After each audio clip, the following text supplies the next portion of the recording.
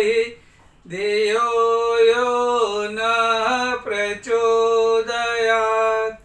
ओम गुरुर्ब्रह्मा गुरुर्विष्णुः गुरुर्देवो महेश्वरः गुरुर्साक्षात् परब्रह्म तस्मै श्री गुरवे नमः। लोग हम में वह देखते हैं जो हम अपने आप में देखते हैं। देखो, इसको अच्छी तरह समझ लो। लोग हम में वह देखते हैं जो हम अपने आप में देखते हैं। यानी हमारी अपने बारे में जो धारणा है, जो मान्यता है, वही मान्यता लोगों में आती है। ये हकीकत है, यह फिलॉसफी है। इसलिए हमें हमारे बारे में हमेशा अच्छे ख्याल रखने चाहिए। हम दूसरों के साथ अच्छी तरह बात करते हैं, लोगों से सद्व्यवहार करते हैं, लोगों की केयर करते हैं। ठीक उसी तरह हमें हमारी भी केयर करनी चाहिए, हमारे साथ भी सद्व्यवहार करना चाहिए, हमारी खुद की प्रशंसा हमको करनी चाहिए। अरे भाई, तू क्या है, तू तो बहुत बढ़िया है, क्या तेरा व्यक्तित्व है, क्या तेरी पर्सनालिटी है, क्या तेरी भाषा है, क्या तेरे बाल है, क्या तेरा सीना है। प्रशंसा करो अपने आप की। चिदानंद रूप शिवोहम शिवोहम, परम पूज्य गुरुदेव ने दर्पण रखा है। हम ही देवता हैं और ये हमको मान के चलना है। लोगों का सम्मान करना है, हमारा भी सम्मान करना है। क्योंकि आप अगर अपने को निकम्मा निठला समझेंगे तो लोग भी आपके बारे में यही मान्यता रखेंगे, आपको उतनी इज्जत मिलेगी। अपना ख्याल रखो। जो जैसा सोचता है वह वैसा बन जाता है। यह बात छोटी होते हुए भी उसका विस्तार बहुत बड़ा है, बहुत बड़ा विस्तार है। अगर मैं बंदर की तरह सोचूंगा, अपने आप को बंदर जैसा मानूंगा, तो मेरे काम भी बंदर जैसे हो जाएंगे और लोग मुझे बंदर ही मानेंगे। अगर मैं ये मानता हूं मैं शेर का बच्चा हूं, तो मैं शेर जैसा ही सोचूंगा, उतना ही वीर बहादुर बनूंगा और लोग भी मुझे शेर समझेंगे। इसलिए हमारे ऋषि मुनियों ने क्या कहा, अमृतस्य पुत्रः। हम अमृत के पुत्र हैं। अमृत के पुत्र होने के बाद हमको किस तरह से बिहेव करना चाहिए। जब मुझे यह ख्याल आता है मैं युग पुरुष पंडित श्री राम शर्मा का शिष्य हूं, तो उसके बाद मेरा व्यक्तित्व कैसा होना चाहिए, मेरी सोच कैसी होनी चाहिए, मेरी भावना कैसी होनी चाहिए, मेरे कर्म कैसे होने चाहिए, मेरे व्यवहार कैसे होने चाहिए, मेरा चिंतन कैसा होना चाहिए, इसको समझना चाहिए। अगर मैंने पीले कपड़े पहन लिए और मैं गाली गलौज करूं, तो अगर मैं जोकर की तरह फालतू बातें पे हंसना शुरू कर दूं, तो अब तो मुझे बिल्कुल शांत तेजस्वी, मेरा चिंतन चरित्र व्यवहार एकदम पवित्र रखना है। मुझे मेरा शरीर स्वस्थ रखना है, मेरा मन स्वच्छ रखना है, मुझे मेरे आसपास का समाज सभ्य रखना है और मुझे वसुधैव कुटुंबकम की भावना लानी है। तब मैं ये वस्त्र पहनता हूँ, इसकी कीमत है। और कपड़े भी आपको बहुत ही साफ सुथरे होने चाहिए। गंदे मैले कैसे भी कपड़े पहनने के बाद अगर आप लोगों को विचार देने जाएंगे तो लोग आपको खड़ा करेंगे। कपड़े भले सीधे साधे हो, लेकिन साफ सुथरे व्यवस्थित होने चाहिए। उल्टा सुल्टा टी शर्ट पहन लिया, सर के ऊपर कुछ भी रख दिया, हाफ पैंट बरमूडा पहन लिया और चले घूमते घूमते, इसका प्रभाव कम पड़ता है। सिपाही जब अपने कपड़े पहनता है, अपना गणवेश पहनता है, तो सिपाही होता है, पुलिस होता है, और वो लश्कर में रहेगा तो वैसा बनेगा। घर में आएगा, लुंगी पहन के बैठ जाएगा, तो उसकी बीवी उसको ऑर्डर देगी, ओ जी सुनो जी, जरा पानी का गिलास वहां पे भर के बच्चे को दे दो। लेकिन जब गणवेश में सैनिक होता है तो सामने वाले दुश्मन डर जाते हैं। जब सिपाही अपने वस्त्रों में रहता है, बेल्ट बांधता है, तो बड़े बड़े गुनहगार डरते हैं। वस्त्र का भी प्रभाव पड़ता है। तो जैसे मैं वस्त्र पहनता हूँ गायत्री परिवार के, तो मेरे विचार पूरे बदलने चाहिए। मेरी परंपराएं मुझे निभानी है, और जो बुरी परंपराएं हैं उसको मरे हुए चूहे की तरफ फेंकने की हिम्मत भी रखनी चाहिए। ये होता है। मैं आपको एक सच्ची घटना बताता हूँ। बहुत साल पहले मुकुंद भाई थे, तभी सुंदराबाई हॉल में एक कार्यक्रम रखा था। श्रद्धेय डॉक्टर साहब भी आए थे। तो वहाँ पर हमारे लिए पूरी भाजी का पैकेट बनाया था भोजन के लिए। लेकिन साथ में मेरा छोटा बच्चा था। उसने कहा, पापा मुझे ये भाजी थोड़ा मिर्ची ज़्यादा लगता है, मुझे पानी पूरी खाना है। और सुंदराबाई हॉल के पीछे एक मैदान है, वहाँ पे पानी पूरी वाला खड़ा था। तो क्योंकि कपड़े तो पीले थे, बच्चे को भी पीले कपड़े पहनाए थे, हम गए वहाँ पे और पानी पूरी खाई। वहाँ पे अचानक टीवी वाले आ गए। उसमें मुझे याद है, वो टीवी वाली जो लड़की थी उसका नाम था तान्या। बहुत ही प्रख्यात थी उस जमाने में। तान्या ने आका कहा, नमस्कार, साधु जी भी पानी पूरी खाते हैं। मैं पसीना पसीना हो गया। अब ये टीवी में देंगे। अच्छा, उनको बोला कि देखो हम गृहस्थी है, ये हमारा गणवेश है, बच्चे को खाना था इसलिए मैं लेके आया। आप कृपा करके इसे टीवी में बच्चे का दिखाइए, आपको जो दिखाना है। मेरा नहीं दिखाओगे तो अच्छा है। वैसा कोई चोरी बेईमानी नहीं करते हैं, वैसे हम सन्यासी नहीं हैं, लेकिन ये हमारा गणवेश है। ऑफकोर्स इसमें मर्यादा होनी चाहिए, खाने पीने में भी, व्यवहार में भी हमारी एक मर्यादा होती है। कृपया आप न दे तो अच्छा, फिर आपकी मर्जी। वो लड़की भी इतनी अच्छी थी, उसने मेरे बच्चे का इंटरव्यू लिया और पूरा का पूरा टीवी में दिखाया, हमें माफ़ कर दिया। हालांकि कुछ हमने गलत नहीं किया था, इसके बावजूद भी क्या होता है, एक मर्यादा होती है, मर्यादा का पालन करना है। मैंने जो वस्त्र पहने उसकी एक मर्यादा है। मैं इधर उधर कुछ नहीं खाना चाहता, न खाना चाहिए, न मैं गाली गलौज कर सकता हूँ, न मैं पान या तो ये गुटखे वगैरह खाना ठीक है। क्योंकि गायत्री परिवार में आने के बाद लोग चाय वगैरह कॉफ़ी भी पीना बंद कर देते हैं, प्रज्ञा पे पीते हैं।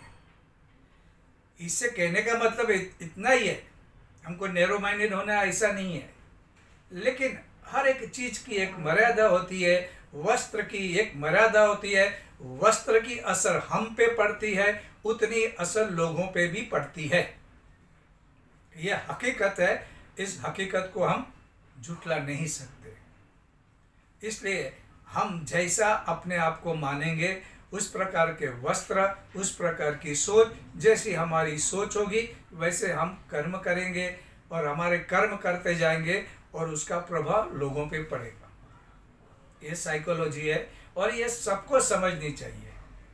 ऐसे वैसे कैसे भी कपड़े पहन के हम तो मॉडर्न है, हम कुछ भी पहनेंगे, ठीक है, अच्छा या बुरा उसकी बात न करते हुए ये कहना जरूरी है कि अगर अच्छे वस्त्र, सीधे सादे धोए हुए भारतीय वस्त्र पहन के जाएंगे। अभी शांति कुंज से कुछ भाई लोग आए थे, उन्होंने कहा फलाने फलाने एरिया में हमने देखा तो बहनें कुछ अलग ही कपड़े पहन के और पूरा मेकअप करके फैशन का कोई स्ट्रीट हो वैसे बैठे थे, तो जरा अच्छा नहीं लगा।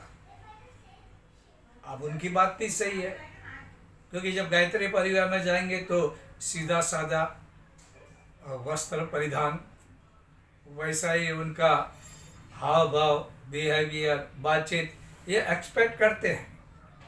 लेकिन इंस्टेंट कोई किसी को कुछ बना देता है तो वे तो अपने हिसाब से व्यवहार करेंगे, जिसका प्रभाव लोगों पे अच्छा नहीं पड़ता है। इसलिए वस्त्रों के बारे में बहुत ही सावधान रहना है। हमारे बाल, हमारा शरीर का जो कोई भी हमारा बिहेवियर है उसके बारे में हमको पूरा सावधान रहना चाहिए। अब क्या होता है, हम लोग क्या सोचते हैं कि भाई हम अलग दिखेंगे, दूसरों के बारे में हम बहुत सोचते हैं।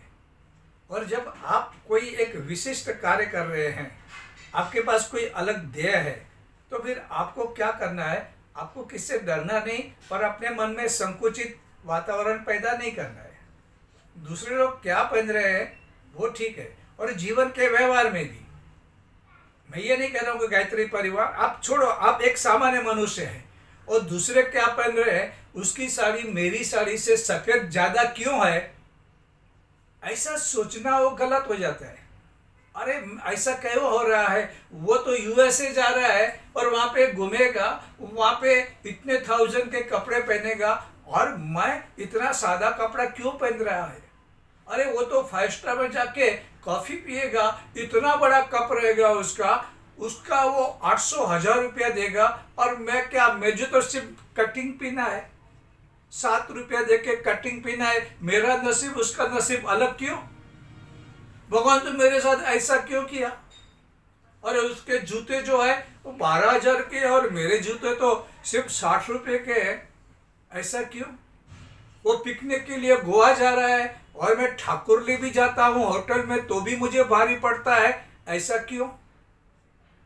ये जो कंपैरिजन की जो हमारी भावना है वो इतनी गलत है, क्योंकि ना आप धन को, शौक को, कपड़े को, जूते को इसका प्रभाव पड़ता है, लेकिन अगर आपके सब चीजें साफ सुथरी है तो उसका प्रभाव भी पड़ेगा। ऐसा नहीं है कि आप बहुत ही ज्यादा आप शो करेंगे। अगर आप 5 स्टार में इतने बड़े कप में कॉफी, मग कहते हैं, मग में कॉफी पीते हो और इधर छोटे कांच से गिलास में चाय पीते हो, होने वाली तो बात एक ही है ना, होगा वही ना, कैफीन मिलेगा, थोड़ी सी स्फूर्ति आएगी, पीने में मजा आएगी। आप कौन से छोटे हो गए? अगर आपके विचार छोटे हैं, अगर आपकी भावनाएं गलत हैं, तो आप छोटे होते हैं। आपके अच्छे विचार हैं, आपके पास सद्गुण है, आपका व्यवहार मीठा है, आपकी जबान में नम्रता है, बहुत हो गया, आप सबसे बड़े श्रीमंत है। सद्गुण ही तो संपत्ति है, सद्गुण नहीं है और ये सब है तो क्या फायदा। इसलिए दूसरों के बारे में अगर हम लोग सोचते रहेंगे तो वो गलत है। दूसरों के बारे में नहीं सोचना है ऐसा। अपने आप में आप दूसरों के साथ अपना कंपैरिजन मत करो। गाय कभी बोलती है कि मैं गोरी हूँ, वो काली गाय है, मेरे सिंग ऐसे है और उसके सिंग ऐसे है, गाय कभी सोचती है? फूल खिलते हैं तो सोचते हैं गुलाब में खुशबू है, और गुलाब सोचता है मेरे अंदर कांटे हैं। नहीं, वे अपना जीवन जीते हैं। वो वैसा ही परमात्मा ने हमको जैसा बनाया है, हमारे अंदर सद्गुण है, हम देवता हैं, हम शिव रूप है। लेकिन जब मानोगे तब, तुम मानोगे ही नहीं, तुम बोलोगे अरे मैं तो ऐसा गरीब छोटा आदमी, मैं ये नहीं कर सकता, मैं वो नहीं कर सकता, खत्म हो गई बात। भगवान भी तुमको मदद नहीं कर सकता। पहली बात, अपनी मान्यता बदलो, अपने विचार बदलो, और बदलने के लिए तुमको बदलना है। विचार बदलने का मतलब क्या होता है कि तुम बदलो, तुम अपने आप में चेंजेस लाओ, अपने आप में परिवर्तन लाओ। तुम अगर ऐसे के ऐसे रहोगे तो न तुम अध्यात्म में आगे बढ़ोगे, न तुम धन ज्यादा कमा पाओगे, न तुम रिलेशन मेंटेन कर पाओगे। वैसे के वैसे आप जिस परिस्थिति में हो और जिस परिस्थिति में आपको दुख आया, अगर आपका सोचने का तरीका आप अभी भी बदलने को तैयार नहीं, अभी भी आप बदलने को तैयार नहीं, तो कुछ अच्छा होने वाला नहीं। वैसा ही रहेगा जैसे अभी आप वैसे ही रहोगे, आप कुछ आगे नहीं बढ़ोगे। आपको धन ज्यादा कमाना है, आपको बदलना पड़ेगा। आपको गुरुदेव का काम ज्यादा करना है, आपको बदलना पड़ेगा। बिना बदले कुछ नहीं होगा। और अगर आप रिजल्ट चाहते हैं कि भाई मैं इतने लोगों को मैं हमारे अच्छे विचार में लाऊं, भारतीय संस्कृति के मैं विचार दूं और सभी धर्म के अच्छे अच्छे जो विचार है उसको मैं समझूं। अगर ऐसा होता है तो जीवन बदलता है। लेकिन नहीं, मैं नहीं बदलूंगा, हम नहीं बदलेंगे, अगर ये हमारा फॉर्मूला रहेगा तो हमारा जीवन भी ऐसा ही चलेगा। इसलिए हमको इसके बारे में पूरी सावधानी रखनी चाहिए। और दूसरा, अब दूसरों को देख के ये मत सोचो कि ये क्या है। देखो, समस्याएं आती है, जैसे हमने पिछली बार बात की, सुखी हो, बड़ा हो या छोटा हो, सबको दुख आने वाला है, समस्या आने वाली, और समस्या है तो उसका सॉल्यूशन भी है, ये सब है। अच्छा, अभी आप देखो, एग्जाम में हम लोग क्या करते थे, छोटे थे तो जब मौका मिलता था चोरी कर लेते, इधर उधर देख लेते थे, इशारे करते थे, चिट्ठियां लेके जाते थे, कभी ना कभी किसी भी रूप में, किसी ना किसी रूप में हमने कॉपी करने का प्रयत्न किया है। ठीक है, उसमें कभी कभी सफलता भी मिली होगी, लेकिन जीवन में जो समस्याएं सबको आती है वो अलग अलग होती है। ये जिंदगी हर एक को अलग अलग प्रश्न पत्र देता है। प्रश्न पत्र सभी का एक नहीं रहेगा, इसलिए उसका जवाब भी अलग अलग रहेगा। इसलिए आप इसकी और उसकी कॉपी नहीं कर पाते, करोगे तो और फंसोगे और समस्या बढ़ जाएगी, कॉम्प्लिकेशन पूरा बढ़ जाएगा। इसलिए अपनी जो समस्या है उसका सॉल्यूशन भी हमारा अपना ही रहेगा, और किसी का सॉल्यूशन यहाँ पे काम नहीं करेगा। अपनी अपनी बात है, अपनी अपनी जिम्मेदारी है, और अपना अपना प्रॉब्लम अपने को सॉल्व करना है। इसलिए दूसरों के बारे में मत देखो, दूसरे क्या कर रहे हैं, कैसा कर रहे हैं, उसके बारे में अगर दिमाग खराब करोगे तो आगे कुछ नहीं होगा। तैयार रहो, मुझे बदलना है, मैं बदलूंगा, सब कुछ बदलेगा, मेरी समस्या भी जाएगी और आसपास सब कुछ बदल जाएगा। मैं बदलूंगा, युग बदलेगा, मैं सुधरूंगा, युग सुधर जाएगा। ये मान्यता को कहने के लिए नहीं, हमको जीवन में उतारना चाहिए। बदलने के लिए हमेशा तैयार होना चाहिए। अच्छा, अभी इसके बाद क्या होता है, हम लोग जो कुछ भी करते हैं उसमें हमको बदलाव आने वाला है। मैंने एक बहन को सुना, उसने कहा कि मैंने अपने बच्चे के लिए इतना कुछ किया, मैंने उसको इतना प्यार किया, और मेरा जो बच्चा है ना, मेरे बगैर एक मिनट भी नहीं रह सकता। ऐसा था, मैं कहीं इवन बाथरूम में जाऊंगी तो बच्चा वहां पे खड़ा होकर चिल्लाएगा, मम्मी बाहर आओ, मम्मी बाहर आओ। अगर मैं थोड़ा सा ब्रश करने के लिए भी मैं इधर उधर हो गई तो भी रोता था। ऐसा बच्चा मेरा पागल था, मेरे बगैर नहीं रह सकता था। लेकिन अचानक क्या हो गया, मेरा लड़का बदल गया। तो मैंने पूछा ऐसा कैसा हो गया। बोलता, अब स्कूल में पढ़ने गया और 10वीं कक्षा में आया और पिकनिक पे जाने लगा, तो मैं बच्चे को छोड़ने, मुझे लगा बच्चा रोएगा, कहेगा मम्मी तेरे बगैर मैं नहीं जाऊंगा, लेकिन ऐसा कुछ भी नहीं बोला। उसको ट्रेन में बिठाया तो दोस्तों के साथ गप्पे मारने लगा, मेरी तरफ देखने को तैयार नहीं, टाटा भी नहीं कर रहा था। फिर मैंने कहा बच्चे को, बच्चा तू ये किताब लेके जा ट्रेन में पढ़ना। तो उसने मुझे डांट के बोला, मम्मी मैं पढ़ने के लिए नहीं जा रहा हूँ, उससे छुटकारा पाने के लिए नहीं जा रहा हूँ, ये किताब रख तेरे पास। और उसने अपमान कर दिया। मैं बोला बच्चा फिर ट्रेन चालू होगी तो टाटा करेगा, हाथ निकालेगा, लेकिन उसने कुछ भी नहीं किया। तो मैंने कहा आपने भी तो कभी ऐसा किया होगा, आपके माँ बाप से, आप तो लड़की है। हाँ बोलता, मैं तो ऐसा बहुत, मैं तो क्रांतिकारी थी। तो आप क्रांतिकारी थी तो आपका बच्चा क्रांतिकारी हो गया, बड़ा हो गया, अब उसको आपकी जरूरत नहीं है, वो जा रहा हो, अब उसकी जिंदगी है, उसके तरीके हैं, उसकी सोच है, उसकी मर्जी है, जाने दो, तुम क्यों इतनी सीरियस हो रही हो। क्योंकि जीवन है, जैसे जैसे वक्त आएगा, जो बच्चा हमारे बगैर नहीं रह सकता, एक दिन ऐसा आएगा हम बच्चों के लिए कभी ना कभी बर्डन बन जाएंगे। वे आज़ाद होना चाहेंगे, वो अपनी मर्जी से जीना चाहेंगे, अपने तरीके, अपनी मर्जी चली गई, वो दिन बीत गए, बीत गए, खत्म हो गई बात। ऐसा सोचना है। और जो कुछ भी हो रहा है वो तो उसकी जिंदगी है, उसने अपना तरीका पसंद कर लिया, हम क्यों? अब गलती तो हमारी हो जाती है कि हम बदलने को तैयार नहीं है। मैंने कहानी सुनी थी, एक आदमी को पूरे बदन में दर्द होता था, वो ये उंगली जिधर लगा था उसको तक ओ आ ओए माँ ओ बा ऐसा करके वो चिल्लाता, जहाँ उंगली लगाएगा उसको बदन में दर्द होता है। वो कहने लगा मुझे पूरे बदन में दर्द हो रहा है। वो अहमदाबाद की सिविल अस्पताल में गया, वहाँ पे चेक करवाया, वहाँ पे MR निकाला, बोलता सब ठीक है। फिर दिल्ली भेजा, एम्स में गया, बोला जिधर हाथ रखता है उधर दर्द, जिधर हाथ रखो उधर दर्द। तो CT स्कैन किया, सब किया, वहाँ पे भी नॉर्मल। फिर वो बोले नहीं मुंबई की लीलावती में चलो, बहुत बड़ी अस्पताल है, वहाँ पे पूरा बदन उसका चेक हो गया, कुछ भी नहीं मिला।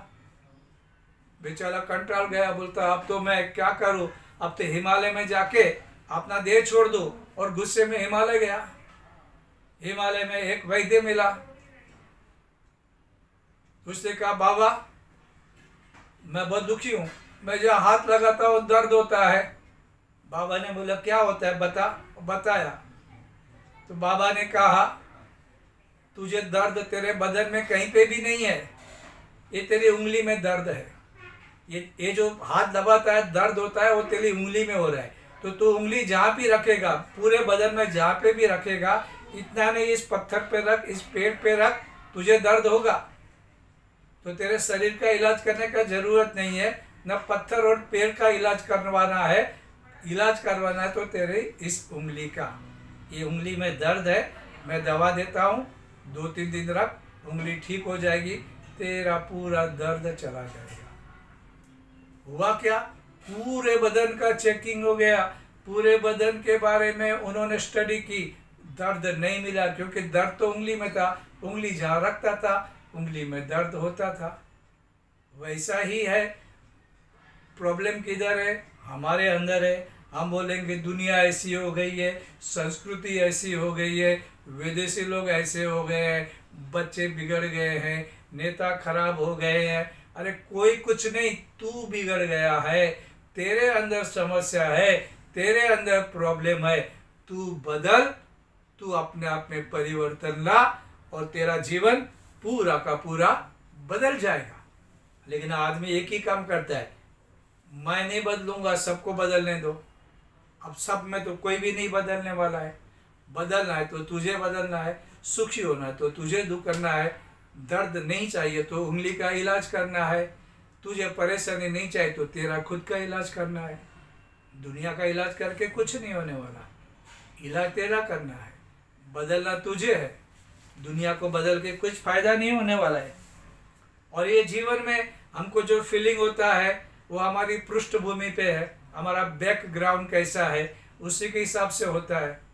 आप कभी भी प्रयोग करके देखना, एक साइड पे ठंडा पानी रखो, एक साइड पे गर्म पानी रखो, बीच में नॉर्मल पानी रखो, दोनों हाथ डालो, एक बर्फ में डालो, एक गर्म पानी में डालो, और दोनों को उठा के बीच में डालो, तो क्या हो जाएगा, जहाँ पे बर्फ वाला हाथ है उसको ये पानी गर्म लगेगा, और जो गर्म पानी से हाथ निकालोगे उसको ठंडा लगेगा। और आप कहोगे ये गर्म है इधर ठंडा है, दुनिया वाले कहेंगे पागल है, एक ही पानी गर्म और ठंडा कैसे हो सकता, या तो वो गर्म हो सकता है या तो वो ठंडा हो सकता है, गर्म और ठंडा कैसे हो सकता है। आप कहेंगे कसम खा के कहता हूँ ये हाथ में जो मुझे गर्म लग रहा है, ये हाथ में मुझे ठंडा लग रहा है, इधर का ठंडा इधर का गर्म। असल में क्या है, पानी वैसा का वैसा ही है, लेकिन ये ठंडी में से आया है तो इसको गर्म लग रहा है, ये गर्मी में से आया है इसको ठंडा है। आप जिस पृष्ठभूमि, जिस बैकग्राउंड, जिस संस्कार, जिस परिवार, जिस सोच लेकर आए हैं वैसे आपको दुनिया दिखाई देगी। अब क्या करना है आपको, आपको धीरे धीरे नॉर्मल होके अपने आप को बदल के पानी जैसा है, दुनिया जैसी है उसको स्वीकार करना है, लोग जैसे हैं उसको स्वीकार करना है, अपने आप को बदलना है। बदलते बदलते मालूम पड़ेगा कि सारी दुनिया बदल रही है और ये बहुत ही अच्छा रहेगा। जीवन आनंदमय बनेगा, जीवन सुंदर बनेगा, और फिर आपकी जो सोच है वो बदल जाएगी, अपने लिए भी, दुनिया के लिए।